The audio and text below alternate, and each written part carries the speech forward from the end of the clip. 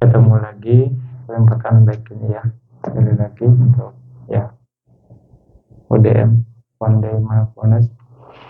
Semoga bermanfaat untuk Anda. Gunakan kesempatannya dengan baik sekali lagi. Nah, seperti biasa Bante akan mulai dari cerita Dhammapada. Semoga menginspirasi. Jadi syair 51 dan 52. Jadi di cerita ini Buddha berdiam di Jetawana. Saat itu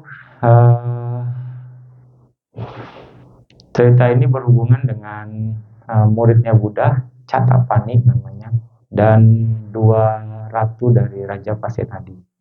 Ya. Catapani ini anagami.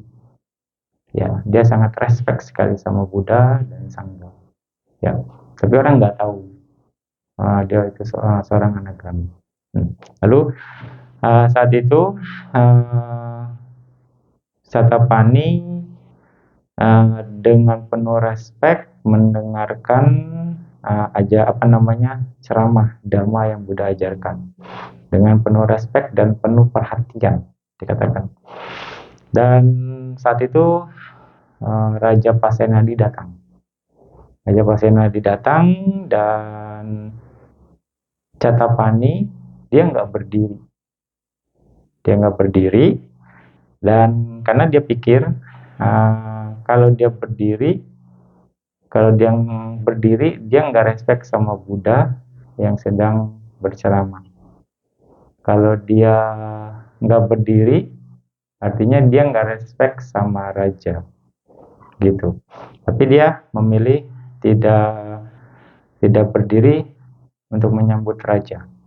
Jadi dia tetap istilahnya karena respect sama Buddha dia tetap duduk untuk mendengarkan ceramah. Ya, nah lalu raja tersinggung. Raja tersinggung dengan kondisi tersebut dan merasa marah. Kenapa nih orang gak hormat saya? Sebagai raja saya harusnya dihormati, dihargai, dikatakan gitu. Nah, Buddha tahu pikiran Raja Pasenadi dan ini bahaya buat Raja Pasenadi karena salah orang mau dikatakan ya, tersinggungnya sama orang yang kualitasnya tinggi, anagami, dan ini berbahaya buat Raja Pasenadinya dikatakan seperti itu. Dan akhirnya Buddha coba untuk meredam pikiran buruk Raja Pasenadi dengan cara memuji Catapani, memberitahu bahwa Catapani ini orang yang bisa dikatakan terpelajar dalam Dhamma dan juga dia sudah mencapai tingkatan-tingkatan tertentu, mencapai tingkatan anagami, dikatakan seperti itu. Nah, setelah Buddha bilang gitu, raja berubah.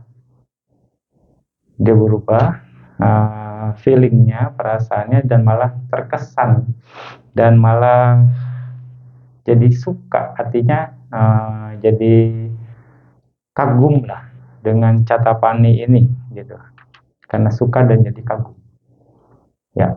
Nah, lalu berikutnya raja malah menemui Catapani ya, dan dia berkata ke Catapani bahwa tolong kalau memang Anda punya kesempatan datang ke istana saya dan tolong ajari ratu-ratu saya, karena dia punya dua ratu ya, Raja Pasenadi itu, untuk mengajarkan Dhamma kepada dua ratu itu ya.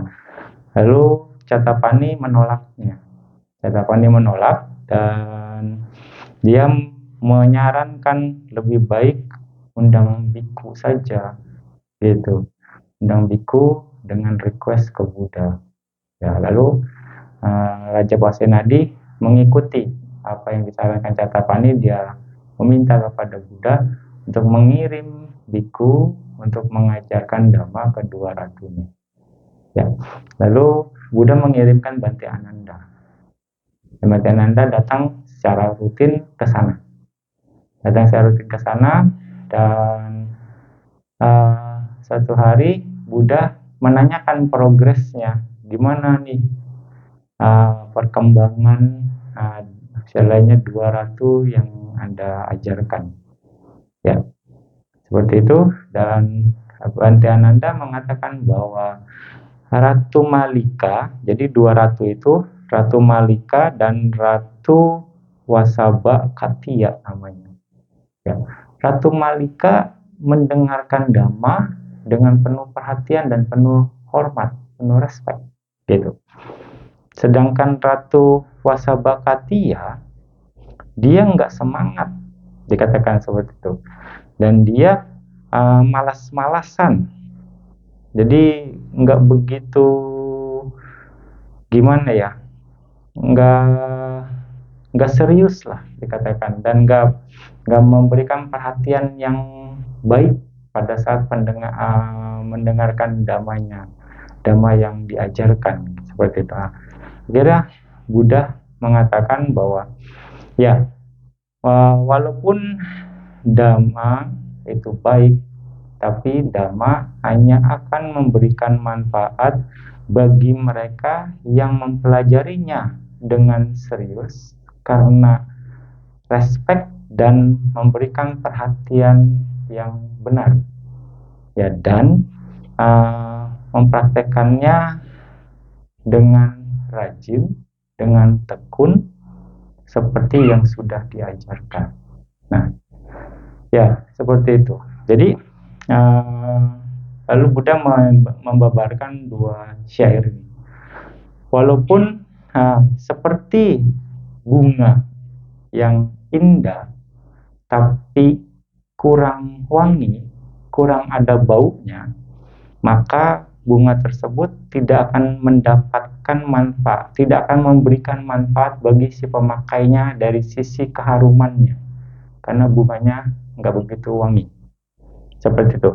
Nah, begitu juga Dhamma yang diajarkan dengan hebat, kata-kata Dhamma yang begitu indah yang diajarkan dengan benar ya dari Buddha, itu tidak akan mendapatkan manfaat, tidak akan mendatangkan manfaat bagi mereka yang tidak mempraktekkan Dhamma. Ya, kita tahu Dhamma indah di awal, indah di akhir, indah di pertengahan, indah di akhir. Wah, luar biasa Dhamma. Tapi kalau Anda nggak praktekkan, Anda nggak akan dapat manfaat. Hanya yang mempraktekannya akan mendapatkan manfaat. Seperti itu. Nah, berikutnya lagi, seperti bunga yang cantik dan juga wangi dan harum, nah, maka akan memberikan manfaat bagi si pemakainya karena keharumannya. Seperti itu. Kalau bunganya harum, wah, selain jadi cantik, penampilannya juga jadi wangi karena wanginya bunga itu. Orang akan terkesan, wah, wangi ya. Dan orang yang memakainya kan lebih dapat manfaat. Begitu juga Dhamma yang telah diajarkan dengan baik, yang misalnya Dhammanya sesuatu yang indah yang diajarkan dengan baik oleh Buddha, akan memberikan manfaat bagi mereka yang mempraktekkan Dhamma tersebut. Nah, seperti itu. Ya. Jadi ribuan kata-kata Buddha, walaupun itu hebat, luar biasa, dalam, abhidhamma gitu, tapi kalau nggak dipraktekkan, bagi yang mempelajarinya pun nggak akan ada manfaatnya. Ya kan, Anda tahu cita-cita sika, Anda tahu wedana, Anda tahu semuanya, Anda tahu nibbana bisa dikatakan secara teori. Tapi kalau Anda nggak praktekkan, Anda juga percuma.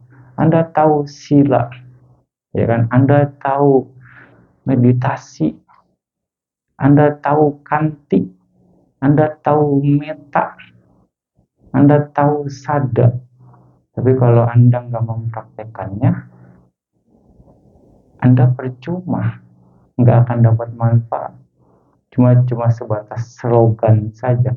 Kanti paramang tapotitika. Kesabaran adalah praktek pertapan yang tertinggi. Susah, Bante, di tempat kerja. Apalagi kalau ngadepin anak di rumah, Bante.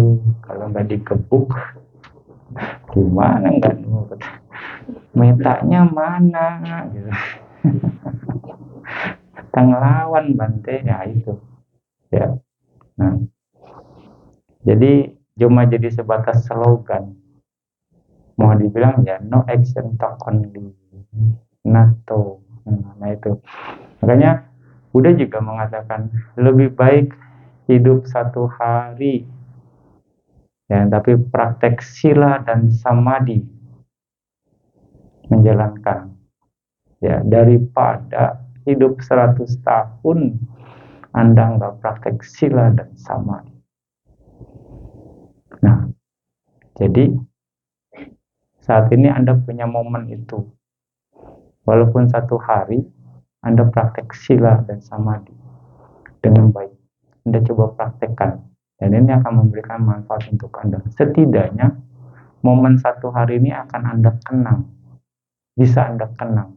Oh, hari ini saya pernah praktek Dhamma seharian. Seperti yang Buddha katakan dalam Dhammapada. Itu akan momen yang sangat baik. Ya enggak? Nah, ini yang harus Anda pahami. Supaya apa? Anda dapat manfaat dari Dhamma itu sendiri. Oke. Apa manfaat dari praktek sila? Ada yang bertanya ke Bante, loh, setelah Bante menjelaskan tentang sila, Bante, sila, dia nggak tanya ke Bante langsung, tapi dia tanya diskusi dengan saudaranya. Loh, memang Bante bilang sila itu dapat karma baiknya dari mana? Ya kan, cuma diem aja, cuma bertekad, diem, karma baiknya dari mana? Beda sama dana kan. Dana kelihatan kita memberikan barangnya, ya, dana. Kalau sila bagaimana? Diem aja, emang ada karma baiknya, kita ngelakuin kebaikan apa? Nah, ya, kalau dari sisi action, ya, tapi kalau Anda lebih jauh lagi sudut pandangnya, lebih happy mana? Mau dikatakan orang yang diberi barang atau orang lapar dikasih makan, makanan yang paling enak, dengan orang yang terbebas dari, divonis bebas dari pembunuhan, dari kematian. Lebih happy mana, Pak Indra? Lebih hebat, lebih happy orang yang divonis bebas dari kematian, kan? Ya enggak? Nah, Anda menghindari, Anda menjalankan panatipata, tidak membunuh, Anda membebaskan minimal orang-orang di sekitar Anda terbebas dari kematian. Itu psikologisnya luar biasa. Ya enggak? Daripada Anda memberi. Makanya menjalankan sila itu lebih tinggi nilainya.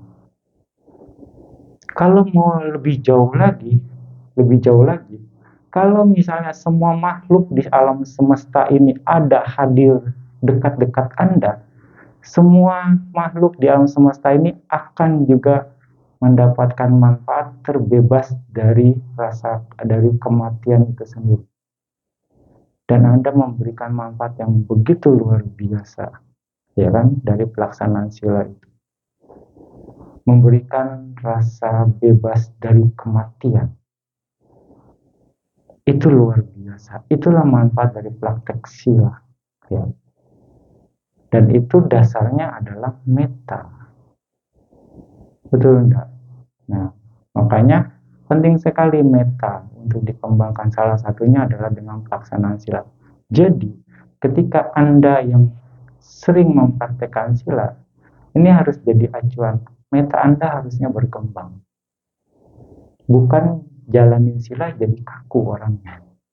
Bukan jagain sila jadi sering ketakutan apa? Ketakutan melanggar. Bukan, berarti salah konsep Anda, salah sudut pandang. Justru dengan jaga sila, pikiran Anda harus lebih fleksibel, lebih punya meta. Karena meta secara alami akan berkembang. Iya enggak? Itu manfaatnya pelaksanaan sila. Nah, cuma satu kata, sila. Tapi luar biasa kan? Dan Anda bersumbangsi terhadap kedamaian bagi semua makhluk dengan menjaga sila. Enggak main-main loh. Bisa satu alam semesta.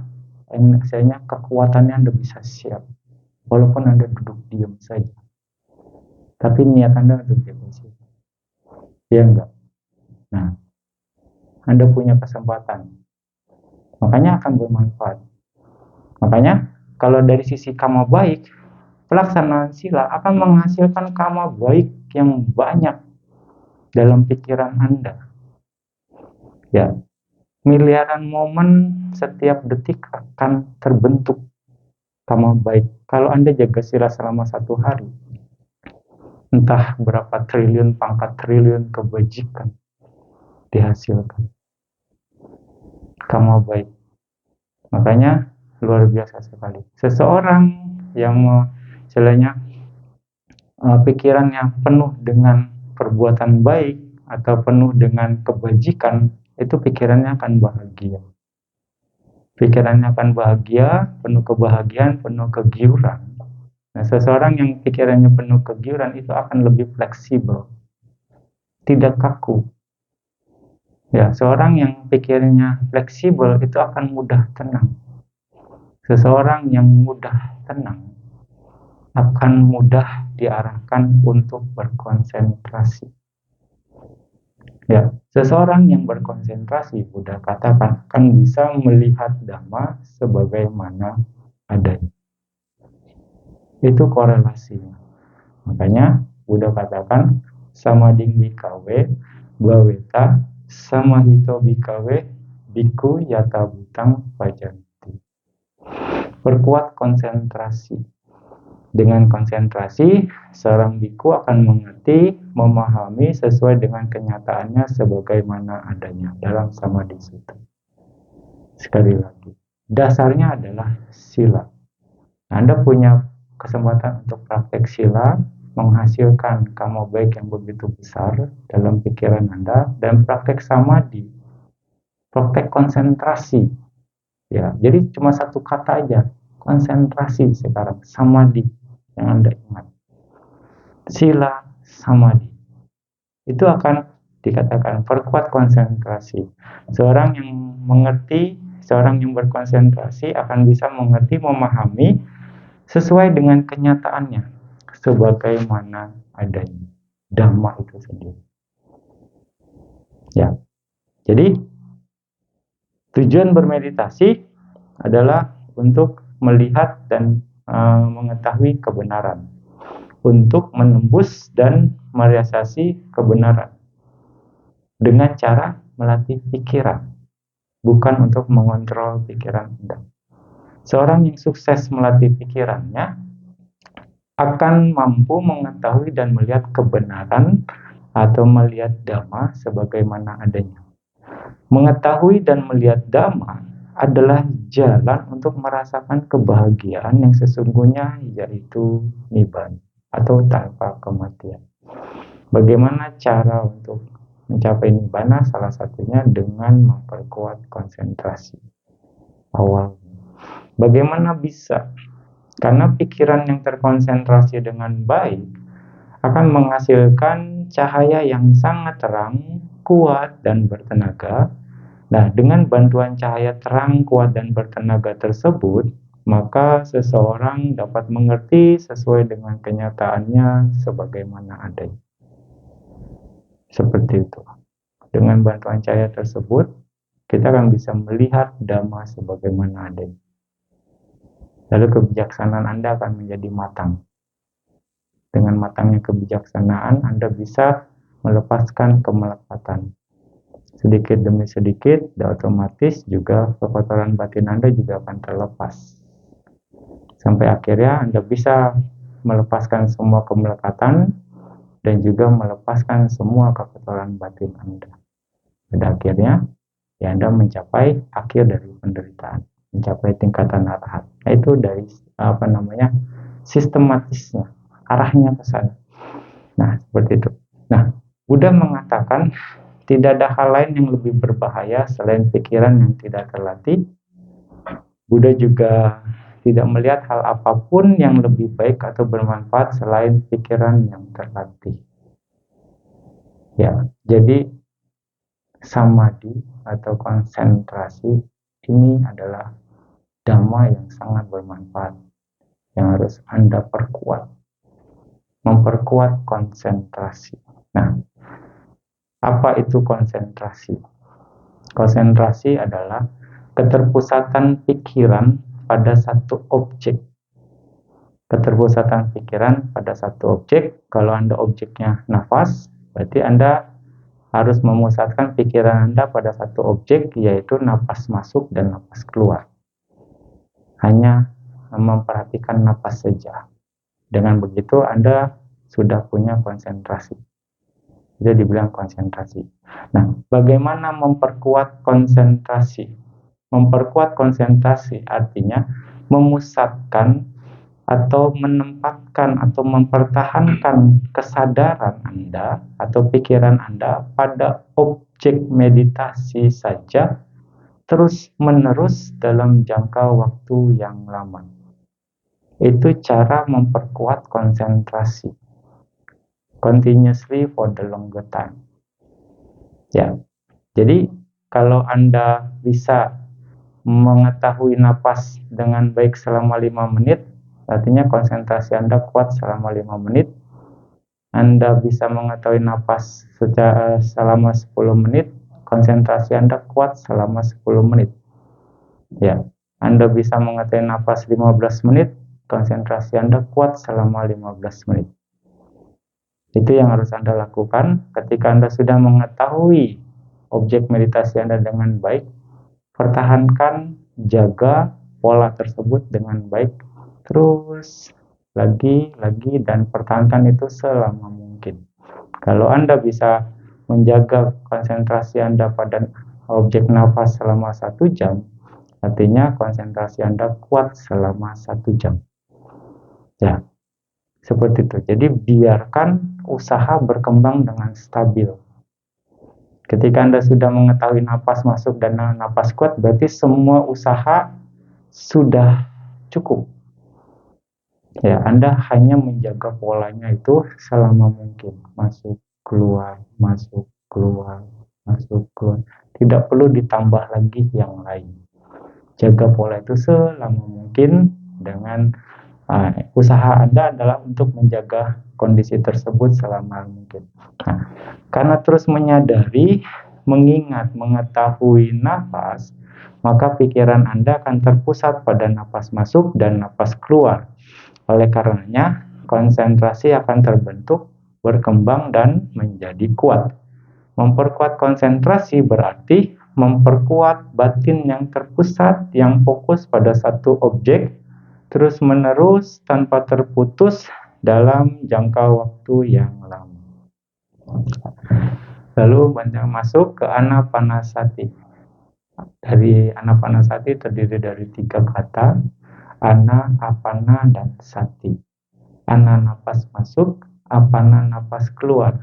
Sati artinya menyadari, mengingat, mengetahui, memegang dengan mantap, tidak berpindah-pindah, tidak bergerak, tidak menjauh dari objek, tidak bingung, tidak lupa terhadap objek, menjaga antara pikiran dan objek, mengarahkan atau menghadapi objek.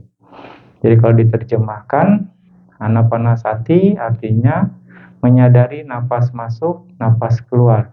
mengingat napas masuk, napas keluar, mengetahui napas masuk, napas keluar, memegang dengan mantap napas masuk dan napas keluar, tidak berpindah-pindah dari napas masuk dan napas keluar, tidak bergerak dari napas masuk dan napas keluar, tidak menjauh dari napas masuk dan napas keluar, tidak bingung dengan napas masuk dan napas keluar, tidak lupa terhadap napas masuk dan napas keluar, menjaga antara pikiran dan napas masuk dan napas keluar, mengarahkan atau menghadapi napas masuk dan napas keluar. Semua esensinya sama. Semua mengarah. Itu yang harus Anda lakukan. Itu yang harus Anda usahakan selama Anda meditasi. Usahakan ke sana, menyadari, mengingat, mengetahui, memegang dengan mantap napas masuk dan napas keluar as long as you can. Selama mungkin yang Anda bisa. Continuously for the longer time. Terus menerus dalam jangka waktu yang lama. Terus seperti itu. Ketika Anda sudah bisa melihat dengan baik, ya pertahankan pola itu dengan baik. Lalu apa yang harus dilakukan? Anda hanya mengamati saja. Mengamati saja seperti penjaga gerbang supaya menyadari prosesnya. Dengan begitu Anda akan mengerti proses tersebut. Dengan menyadari nanti akan Anda mengerti, oh seperti ini napas masuk, napas keluar. Terus seperti itu. Dan bukan untuk mengatur, bukan untuk mengontrol, bukan untuk mengubahnya. Ya, tanpa keinginan, tanpa ekspektasi, tanpa kemelekatan.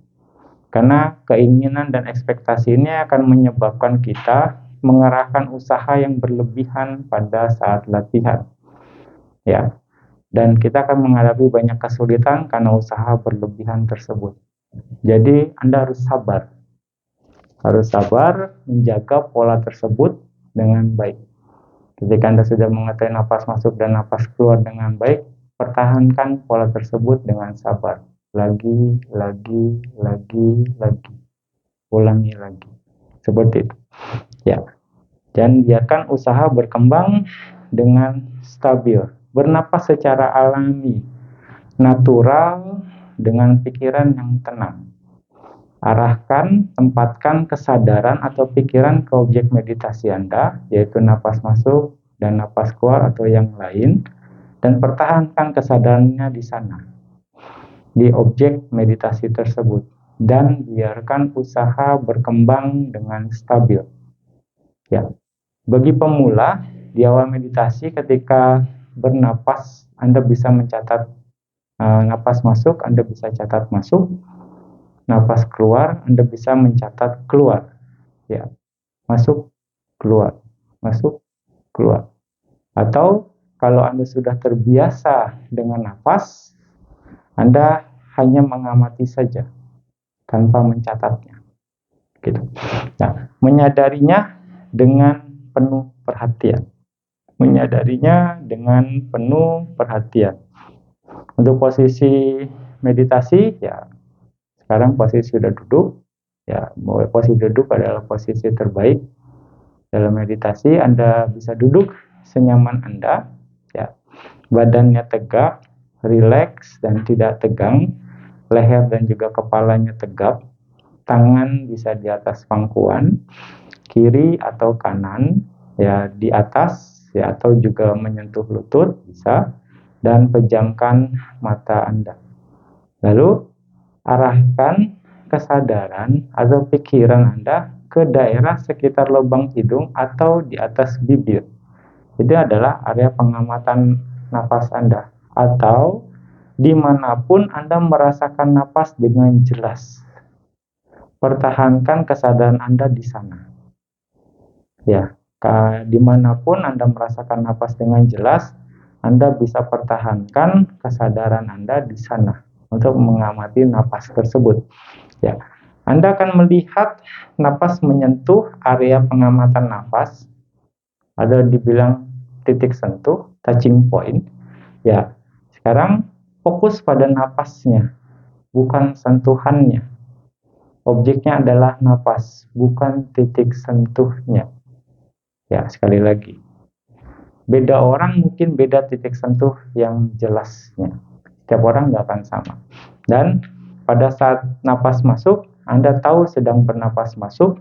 Pada saat napas keluar, Anda tahu sedang bernapas keluar. Tidak mengikuti napas ke dalam, ya, proses pernapas itu sendiri, atau keluar, ya. Jadi seperti penjaga gerbang, Anda hanya di satu area di mana Anda merasakan napas, fokus di sana. Jadi dikatakan jangan sampai sepertinya saya sudah masuk gitu. Ya, seperti itu. Itu artinya Anda terbawa oleh sensasi napas itu sendiri. Anda harus bertahan di satu area, terus seperti itu. Ya, pertahankan ke sana seperti penjaga gerbang yang berdiri di posnya, hanya mengamati orang keluar dan masuk saja. Ya, ini harus Anda usahakan. Hanya mengamati napas itu sudah cukup. Ya, juga tidak memperhatikan sifat alami atau karakter napas, yaitu panas, dingin, lembut, keras, dan sebagainya. Dan juga tidak memperhatikan sifat alami, yaitu anicca, dukkha, atau anatta. Saat ini, di awal-awal ini, tidak memperhatikan berbagai bentuk atau warna dulu. Ya, jadi abaikan saja, ya, perhatikan saja napas Anda dengan baik atau objek meditasi Anda dengan baik. Nah, ketika sedang mengamati napas, pikiran lain muncul, maka harus disadari dengan cepat. Ya, karena pikiran tersebut bukan objek meditasi Anda. Anda balikin lagi ke objek meditasi Anda, balik lagi ke napas. Jangan memperhatikannya, jangan mengikutinya.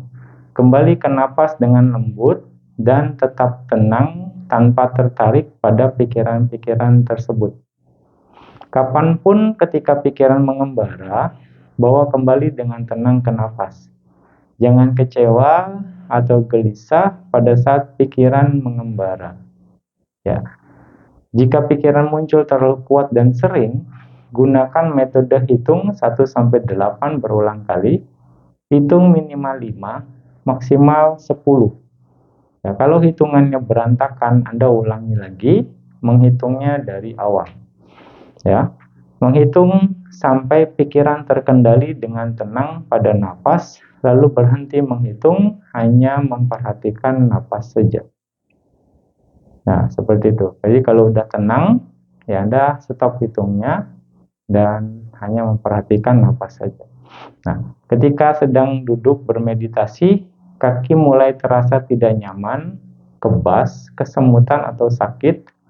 Saat itu, di awal-awal, usahakan tetap fokus pada napas Anda.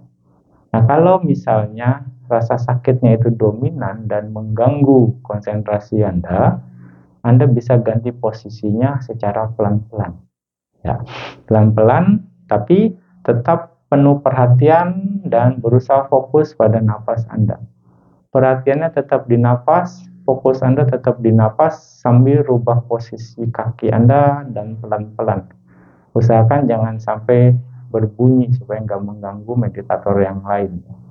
Pelan-pelan gitu, rubahnya. Nah, pada saat meditasi jalan pun, fokusnya pada nafas, bukan sentuhan atau langkah kaki. Ya, berjalan tidak cepat, juga tidak lambat.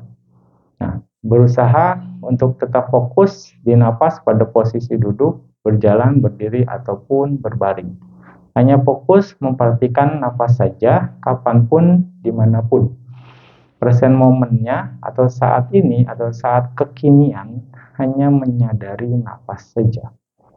Apapun sensasi di tubuh, fenomena apapun yang muncul, maka diabaikan dan tetap fokus di napas, tetap fokus di napas. Ya, saat ini apapun fenomenanya, sensasinya, abaikan. Cuekin, ya Anda tetap fokus atau perhatikan napas dengan baik. Nah, ya seperti itu. Oke, rasanya cukup dari Bante untuk pagi ini. Ya, selamat berlatih. Semoga Anda bisa mempraktekkan dengan baik. materi. Sadu, sadu, sadu. Dan satu lagi ya kata dhamma yang perlu Anda ingat, sabar ya. Kanti. Ya, sabar. Terus oke. Sadu, sadu, sadu.